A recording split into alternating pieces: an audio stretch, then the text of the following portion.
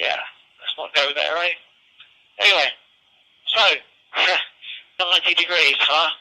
Well, it's probably about 12, 13 degrees over here at the minute, but then it is the middle of the night, so I don't suppose that's too bad. Back to you.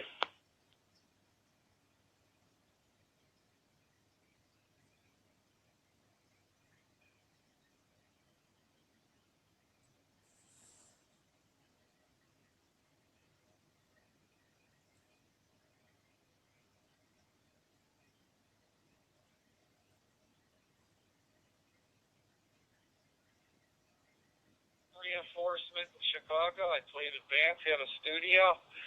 Used to do a lot of that back in the late 70s and 80s. Yeah.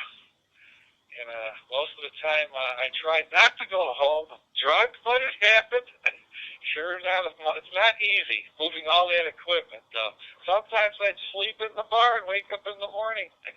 Join the party, what can I tell you? Very cool, though. Yeah, I could use, I'm going to get home and I'm going to grab a pint. That's for sure. Back over to you, Steve.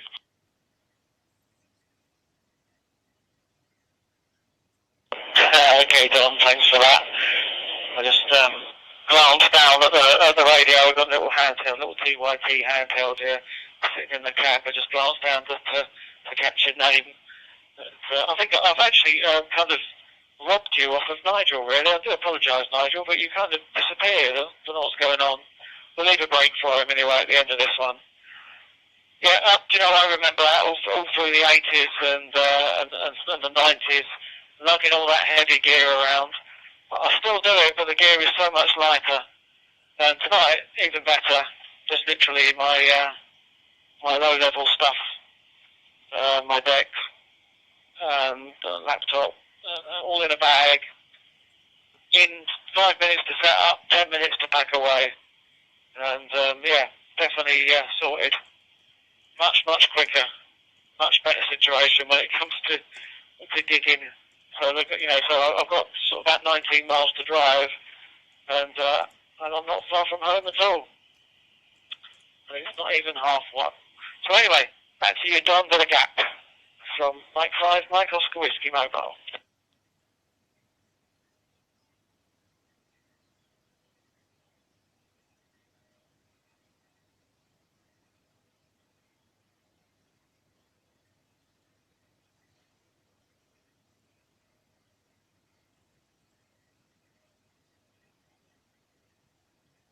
King, Baker 9-5.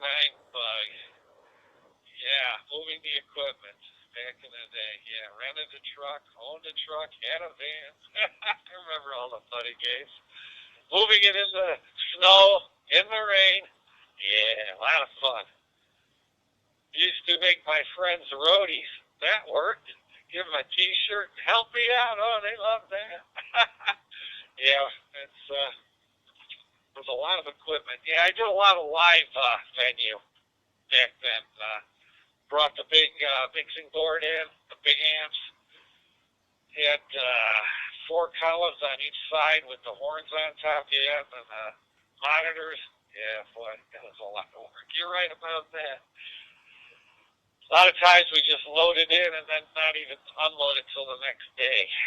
Had no energy for that. Yeah, good old days though. I was young, didn't really hurt me. I couldn't do it now, I tell you that, Steve. Back over to you.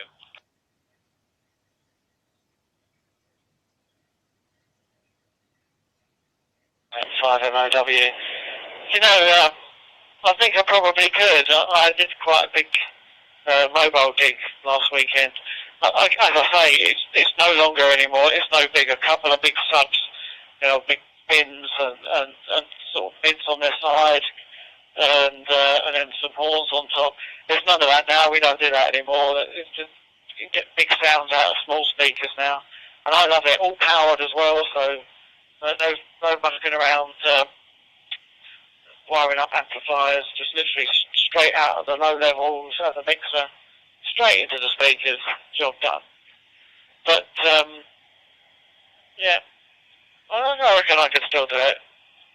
But then, you know, I'm only 15, maybe in 10 years' time I'm not be able to. I have no desire to. I tell you, I've got no desire to do it. If I can get someone else carrying my gear, I will. And as for in the snow, well, trying to unwind those leaves when they're frozen, yeah, that was always a laugh. Well, an interesting experience anyway. Over to you, Don.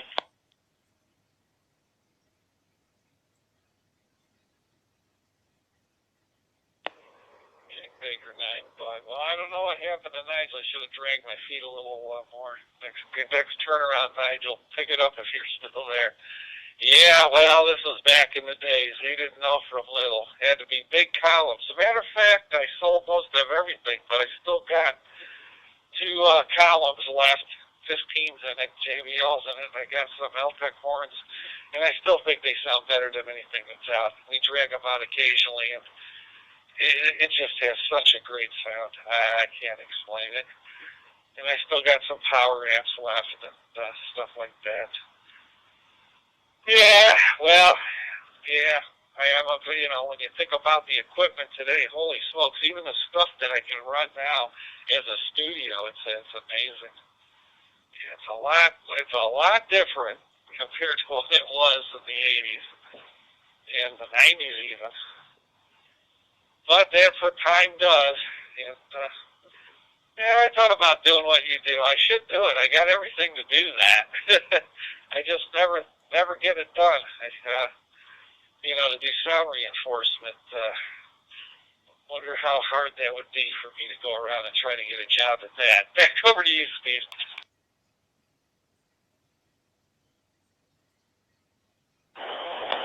Sounds like no need to. Well, you've got a thriving business. You're doing all right. That's what it's all about. It's about being happy and earning enough to get by. Unfortunately, I'm not quite earning enough. I need less children or more money. Yeah, well. Okay. Anyway, right, I'm not too far away from home, so I'm going to give you something and all that. That's 3 to yourself. Thanks for the chat. Of course, that's one thing I never really thought of. It's the first time I've really had my DMR stuff on at night. I've probably listened in the day a bit. But, yeah, I've got a Raspberry Pi in the back that's tethered to my phone as a hotspot for one of those, whatever they're called, DV4s or something. Anyway, yeah, I've got that on there and the TYT running into that. So pretty much get signal everywhere, almost. So anyway, very good night to you, and nice to make your acquaintance, John. Catch you again soon and find a OW. Bye-bye.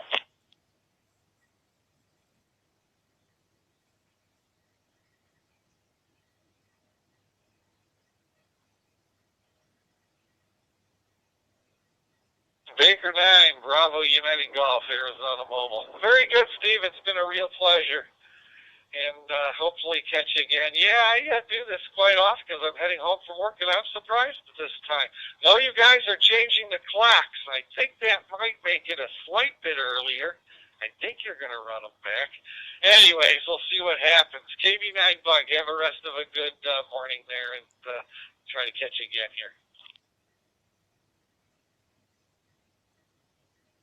Yep, 7-3, Don. Catch you again soon. Bye-bye.